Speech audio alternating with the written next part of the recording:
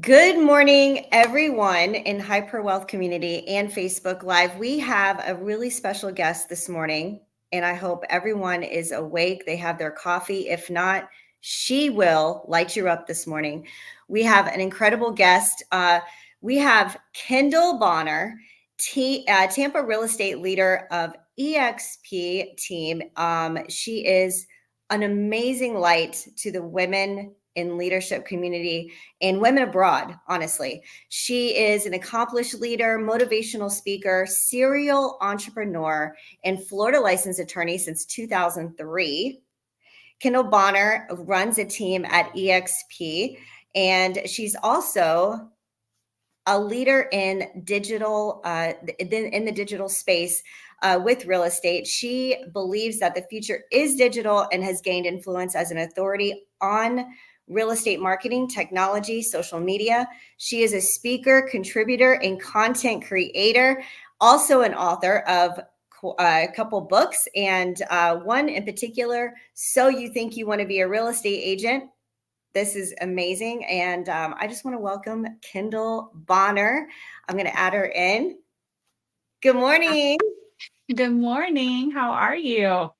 Oh, I am. It's Friday, and I'm just excited to have this conversation with you. Thank you so much for joining us in here. There's so much value that you're going to bring to the community of women that are a part of Hyper Wealth, and even on Facebook. I just cannot wait to hear all the nuggets that you're going to share with us today. I have your information right here. Let me switch this up on the banner. But I wanted to also first start off with, what do people like? What do you want people to think of when they think Kendall Bonner? Like, tell me, because you wear so many hats, as your bio mentions. What do you want people to think of? That's a great question. Um, honestly, I think there's a few things that I would want people to remember about me. And, one of the things would be that I actually care, right? And I care about other people. But the part of why I care is because I believe in a couple of different principles, right? Learn, Mhm. to teach, and the legacy of Entelechy. And then, really one of the things like you'll see on my name, I've branded myself under Smart Talk, which is sales, marketing, and real estate technology, right? So I want people, when they think about questions they have, education they need, knowledge they need about, all things sales, marketing, and real estate technology. I want them to think of me and understand that I'm here to help, and that those are my favorite topics to talk about. That's awesome. That's awesome. And you've been a beacon of light in the real estate community. I've known you personally for almost a decade now, and I've seen you. You were previously with another brokerage, and then and you were there for a while, right? And then you took your team to EXP. Can you share with the people that are watching, like, how was that transition? And talk about what did you actually face, and how has that contributed to your success? Yeah, that's a big question. So I guess I have to go back a little bit in the story to catch everyone up to speed. So just to give again some context to my story, I have been a licensed Florida attorney for over 20 years now. And in 2011, I decided to get my real estate license. Actually, I decided in 2009. I ended up not doing anything with that thought until 2011. And I spent 3 years working for, I think, across two brokerages, and built a strong, listing business, and enjoyed listing homes and things like that. Mhm. And then in 2014, I was, I'll say, recruited by Remax to open a franchise, and started my Remax franchise back in 2014 as an agent of one. I had no agents that I brought with me from my previous brokerage, because I just felt, from an integrity standpoint, I came to that brokerage with no agents, so I was going to leave that way, and respected what that other brokerage had done for me. Mhm. And I grew my Remax to, gosh, at one point, I think we had almost 60 agents. We had Mhm. done over 200 million volume, like in 1 year. So obviously, we probably sold across the time that I owned my Remax, probably, was that a hundred, or no? over 10, no, what numbers am I thinking? Over maybe 1 billion in sales, probably if I add it all up, across the years, that I owned it. And so brokered thousands of transactions, hired hundreds of agents, and got myself out of production personally, and really just went all in on helping agents grow their businesses. And that was very fulfilling for me. I really enjoyed that for many, many years. And what happened was in 2000 or 2020, we all remember what 2020 was like. Mhm. Um, I don't know. I want to say, like, if I'm being totally transparent, like, I think it broke me a little. Like, Mhm. just everything that happened with the pandemic and just all the changes, the businesses, just I had also previously been going through a lot in my personal life that a lot of people don't know about. And so, just the combination of all those things, and then also building a presence online, having built one at that point, just a lot of pressure. And it just, I don't know, it wore me out. And Mhm. it also had me rethinking, like, what am I doing with myself? What am I doing with my Mhm. life? Am I happy? And what happened was, um I realized I had acquired in trying to help agents. Like I mentioned earlier, I had this concept of learn, test, teach. I have this Mhm. passion for learning things and learning new things, and I'm self-taught on a lot of the things that I know. Mhm. And or even just I knew who to look to, right, to ask the right Mhm. questions and learn from others. But I was testing things that I was learning, right? I was really growing this passion around sales, marketing, and real estate tech, to be honest. And I found that that skill set wasn't being utilized in the brokerage space the way Mhm. that I probably would have liked it to be utilized, Mhm. or to be able to practice what I was learning. And so I ended up in 2021 starting my own team within my brokerage. And I was really nervous to do that. I was really scared, Mhm. was concerned about the optics, what people were going to say, what my agents were going to think. And I tried to Mhm. do it under the radar, which I shouldn't have done that, but that was my fear. Mhm. Honestly, in my head and my limited beliefs in my own head. And so, but I found that starting that team really changed my world, and it changed the way I saw things. I got to actually, it rejuvenated me, it re-inspired me most of all. And it got me thinking and practicing the things that I really enjoyed, which was, sales, marketing, and real estate tech, and being able to implement. And so, what happened was I had my team for just under 2 years, and recognized that in the decision I made to focus on the team, I also was not giving my best to my brokerage. And so I felt like those agents really deserve something better, and they Mhm. deserved a leader who wanted to be, in that space as a broker owner. And so I put in, put out the feelers, and I found an amazing company, another Remax that was looking to expand in my area. And I was able to transition the independent brokerage into that model. And then I was able to take my team and transition to my current company, and be able to build a new business and a new Mhm. brand. And it's never easy to make change. Mhm. I mean, I think I cried a lot. Mm, yeah. I missed some people, and I know it upset a few people, and but I also made some other people really happy, with my decision. And I learned there's a lesson in, obviously you can't please everyone all the time, but Right. I ultimately everyone's happier now. I think a lot of the agents that, are still with that company, they're happy and they're getting what they need, and I'm happy, I'm getting what I need. And that's a beautiful thing, to have some peace around that. But change is not easy.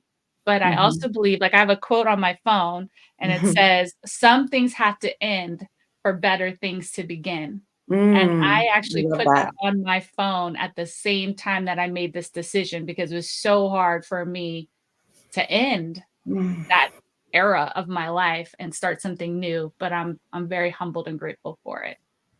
I love that quote so much because it's so true. If we stay in our and I I hate to say comfort zone because it's overused so much, but if we stay in the same place, right, where everything is uh, familiar. Familiar is the word I want to use because unfamiliar is where the fear comes in, right? So it's like if we stay in the familiar, we're never going to see something greater than what we're in currently. So I think that's great. What would you say to somebody that is thinking about either taking on a new endeavor, in addition to what they're already doing, or making a change in brokerages? I mean, I think a lot of people are so afraid of jumping into something that is the unknown, right? They're like, oh my gosh, is this going to work?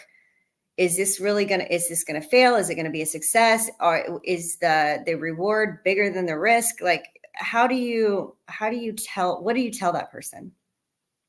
That's a great question too. And honestly, things to think about are, of course, I lean back on the things I've been taught. There's some staple quotes in my life that just kind of really are guiding principles and guiding wisdoms for me. And, my one of my previous coaches used to say, there's no growth without discomfort. Mm, And I've always had this saying, if I'm not growing, I'm dying, right? Like mhm, there's no true thing called of maintenance, right? Your business is either growing or it's dying. mm, And so for me, if you're someone in a position looking to make a change in your world, whether it's a brokerage or start a new business or transition a side hustle into a full-time career mhm, or any number of things. I will say this. Number one, if you and this some my pastor said this to me mid like 20 something years ago. He said, if you wait till you're ready, you'll never do it because you'll never think you're ready. So number one, wait till you quote unquote think you're ready because you'll never think you're actually ready. right. And number two, I would say that um, it making decisions doesn't require a lack of fear. Because in my mind, there's no such thing as courage or bravery without fear. So Mm, to take a leap of faith, to step out in faith, that's all you can do, mhm, right? Because no one's promised a a repeat win, like, because you can look to your friends, you can look to other people, you can see the success of others and say, well, if they can do it, I can do it. And of course that's true, but not that doesn't mean the path of the journey is going to be the same. In fact, I guarantee you it won't be. mm, So you have to have this leap of faith because there's no science and facts about, what something's going to look like. So practice courage, practice faith, practice bravery, and do things in spite of your fears. In fact, because you're afraid, maybe that's a really good reason to do it. Because if you weren't afraid, where's the growth in that? Right? Where's the courage so in that? good. So good, so good, so good. Yes, because honestly, it's just gotta be worth it, and if you think about it, like, anything that we've accomplished, like, big things, right? Like, oh my gosh, you look back and you're like, "Man, I did that. I overcame." That was a Yes. scary time. That's probably a scary time in your life when you really, really catapulted into, like, another level of, even personally, doing Oh, things personally. Oh, yeah. I remember when I was doing more camera work, like more videos, I had a Mhm, lot of fears there.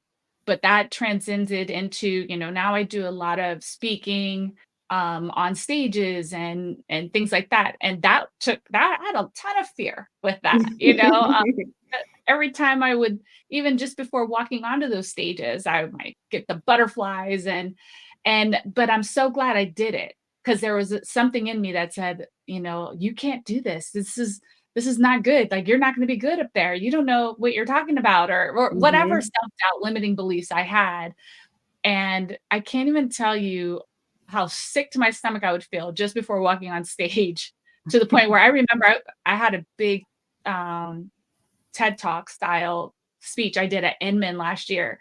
And I literally went to Brad Inman 5 minutes before I was going on stage. And I was like, Brad, I can't do this. I can't. I can't. Like, I was Oh. so scared.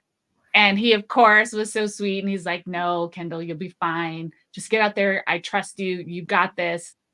And he was so calm about it. He was like, it's not a big deal. And it was nice for him not to feed into my Mhm. my anxiety that I was feeling.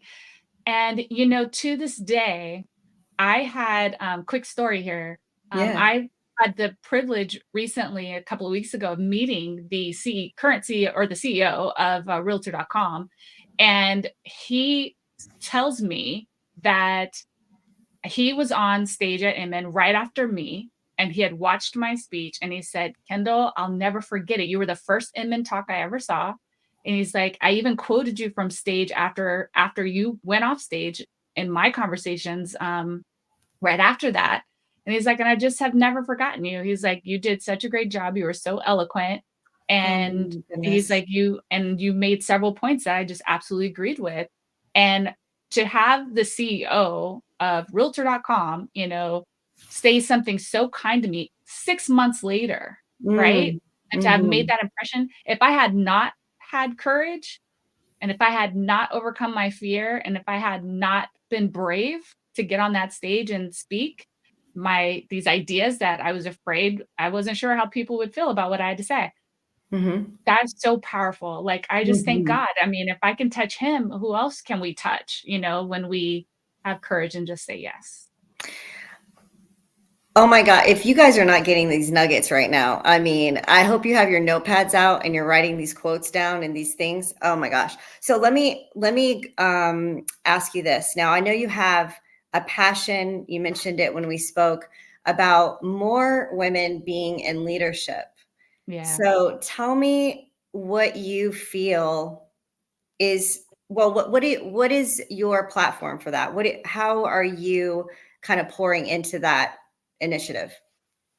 Yeah, absolutely. So I do have a passion for women, in particular, and specifically women who aspire to get into leadership. Now, I do believe we're all leaders, all the time. If you're in a household, and you have other human beings in that household with you, you are a leader. Yes. If you are working with buyers and sellers, you are a leader. If you are, if you're an entrepreneur, if you are a team leader, if you're a broker, I mean, obviously you are a leader in multiple facets of your world. And so for me, it's helping women understand that leadership isn't necessarily some sort of skill set, it's a state of mind.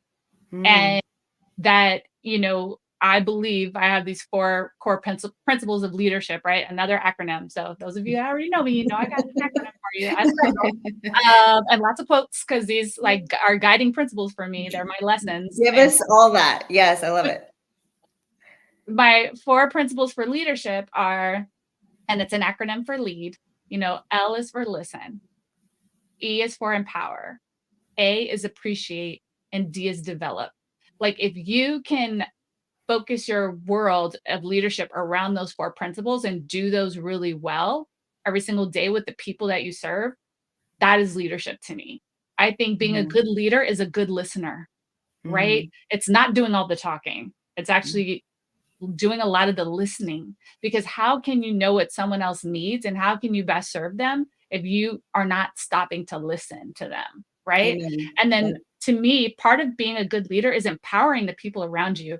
I am constantly trying to build up leaders. I have on my own team, I have squad leaders, right? And so other people on my team call other people on my team the leaders of the team. There's no ego for me in that. I'm like, yes, this is awesome. And like being able to empower other people and other women in particular to step up into their leadership. I mean, I have a couple of agents on my team that I mind you, they don't ask to do this. They don't apply. I appoint them. I see them and I'm like, I see you and I know you can do this. So I'm going to just put you in this position.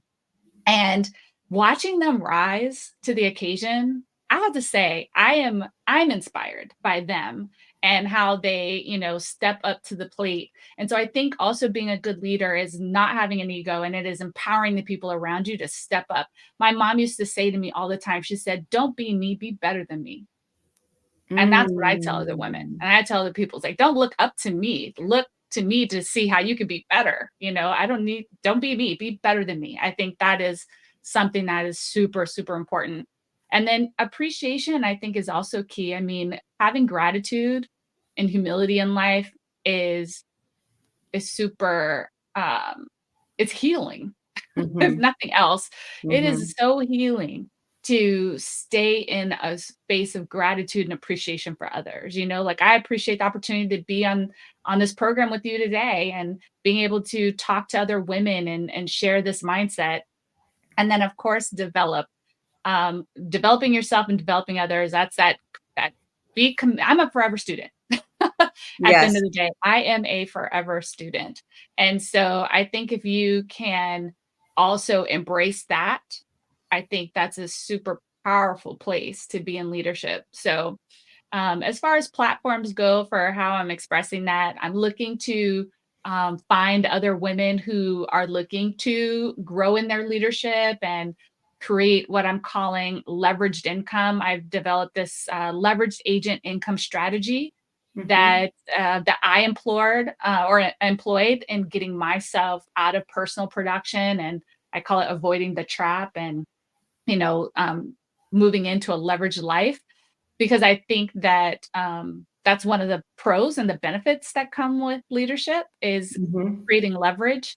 And I think a lot of us who are entrepreneurial at heart, that's our ultimate goal, not to own a job, but really to have leveraged income and be able to go on vacations and be able to take trips. Like last year, I was able to go away for 6 weeks. My husband and I, we went to Europe for a month Wow. and a week-long cruise and a conference, and I was out of the office, away from my team for 6 weeks, and my team was fine. That's leveraged life. That is And my freedom Yeah, on so many yeah. different levels. Like, and you're still running a business.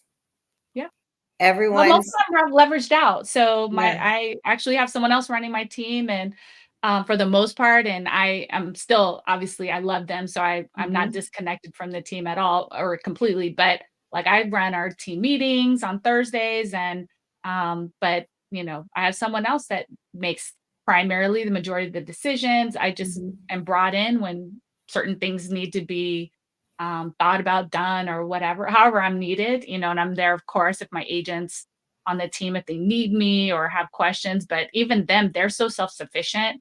Um, Hmm. I'm pretty leveraged out for the most part, which is also really, really an honor and a blessing. Grateful for that. And it shows your leadership and how you've been able to develop other people to the potential of being able to be away for 6 weeks, like being able to leave, have time with your family, but know that you're also lifting other people to their full potential so everything can run like a well-oiled machine speaks so highly of you. And I just, I look at women, and how many hats we actually wear on a daily basis, and through raising children, being spouses, running businesses, and all of that. And you said it when you said, like, during the pandemic you questioned, like, what am I doing, like what am I actually doing? And being able to ask ourselves that question is number one. Like, we need to ask that question, right? Yeah. We get caught up in this mundane, like, got to pick up the kids in the afternoon, got to cook dinner, got to go to work. But asking yourself, really, like, am I living into my full potential? And if you're not, if the answer is no, and you think that there's more, that's where the fear sets in, but also that's where the true growth is open for you, right? It's like Yeah. so powerful. I love it. I love it. I love it. Um, is there any like advice that you would give out to our working moms with teenagers? You have now I just want to touch on this before we leave, because there's a lot of women in the group that have teenagers. They're running a real estate business. What would you say to the balance of all that? Gosh, that is a tough question. So yes, as Jessica knows, I I'm have two sorry I teenagers. went there, but I have 2 teenagers. I have a boy and a girl. My son's Mhm. 19. My daughter's gonna be 17 this year. And we had a lot of challenges last year. Oh gosh, I know. I found out well, she got into a car accident, and she, you know, yeah, there was Just challenges here challenges. some Yeah. ways with her. not because she's bad or anything like that. She Yeah. just, she's so smart, actually, is part of the problem. But anyway, I love my kiddos. They're great. We have a great relationship. I would say this, I think the thing that I did really well with my kids and I continue to Mhm. really work on with them is communication. Mm, Um, yes. I have created a space with my kids where we can talk. I know with my son, one time my son seemed to be upset with me and I just and my parenting style and what have you. And so what I did was I took him out to dinner, just me and him, Mhm. and I said, "Well, talk to me. Tell me your pains, your hurts, what's going on with you? Like why I sense that you're upset with me. Tell me why." And so of course he did, and he didn't want to hurt my feelings, but I'm glad I opened up the space for him to tell me because Mm, then I said, okay, and I hear all of that. And I didn't go into defense mode so much as I said, well, I just want you to also know what this experience was like on my from my end. I just mhm, want you to hear me on this. And and I told him my version of the last 5 years or what have you with him and his education, because my son has dyslexia and, school was a challenge, even though, again, he's super smart, like mhm, crazy smart. I learned so much from him because even about myself, because of the challenges that he had that I didn't personally have an experience with. So mm, I learned a lot from that. But I got to tell him that, and his response afterwards was, "Thank you for sharing that, mom. Like, I have new perspective." And, like, mm, our relationship healed so much after that. Like, this kid now, if he sees me, he comes in, gives me a hug, gives me a kiss on the forehead. "How's your day, mom?" I mean, and just really kind and loving. And that's what I needed, right? Because that's my love language. And, mhm, we were able to do that just from being open and honest and mhm, transparent about our feelings and not defensive. And I think that really helped. And I've done the same thing with my daughter. We have real talks, and I talked to her about my challenges with my mother. And we're so close. I'm really grateful for her because she's my little sweetheart, and I love spending time with her, and I'm very grateful to have 2 really great teenagers when I know that's not the best, time in parenting for mhm. most parents. I feel really blessed that I don't have a lot of the traumas that I could have, but I Mhm, thank God that, I have this ability to just have these really open, transparent conversations with my kids, and that they feel safe and encouraged to be honest with me as well. And I don't get mad at them when they call me out, and I just try and do better, you know? yeah. So what else? I think being able to be a vulnerable parent, and that's something that I've learned after the teenage crisis, survival, the path that most of us go on, and that's really good feedback. So I just really honor you today. I thank you so much for sharing your insight. We covered some deep stuff today, like with a few of these questions, and I just hope that everyone understands that what I'm trying to do in this particular space is just have people dropped in people's journey. Like this might be a pivotal moment for someone that, luckily there's been so many people, including you, Kendall. I mean, my business, I'll share with you a little a highlight that maybe you don't know, but my business, when I got back into the mortgage industry after being gone almost 9 years, I had to relearn this industry. And it was through your office that I met one of the most incredible real estate agents, that catapulted my business. Lana Rosenbaum, she lifted me, and she primarily gave me business because she was like, you know what? I want to lift women. And it was through your office in your team that that happened. So thank you so much for that. I don't know if you ever knew that, but thank you. Yeah. Yeah, that's awesome. I know we have several mutual friends, so mutual Yeah. lady friends that are amazing humans for sure. For sure, for sure. And so thank you for coming on. For all of you that are listening and will watch in the future, definitely get your notepads out and take some notes because this will change you. And thank you so much. And blessings to you and your family, Kendall. Thank you. Yeah, thank you. And can I give 2 quotes that are just still Yes, my changing quotes? They're not mine. They're just 2 that I've memorized that mean so much to me. of The course. first one is by Alvin Toffler. The illiterate of the 21st century will not be those that cannot read and write, but those that cannot learn, unlearn, and relearn. And Mm, really powerful quote for me. So it's not just about what you learn new, but sometimes you have to relearn things and then also you have to unlearn some things in your life. And thank the you. second quote that has stayed with me was by Keith Cunningham from a book called The Road Less Stupid. And he said, the quality of your life is a direct reflection of what you make non negotiable. So, what in your life do you need to stop negotiating with yourself about, with, right? Or about? Are you negotiating yourself out of your goals? Stop doing that. Start making those things non negotiable so that you can have the quality of life that you aspire to have. I mean, can if I had a mic right now, I would drop it. Can I just say that? I would just drop it right now. You Yes. are fire. You are fire, and I'm so happy that you were on this today. This is going to be on my feed, so I'm going to just direct people to this particular StreamYard because this was amazing. And thank you for blessing us today. Thank you. Thank you, Jess. Thank you. Thank you to your community, Hyper Wealth. I love that idea. I love that. And God bless you, ladies out there. And stay queens because you are one. Thank you so much. Bye. Bye.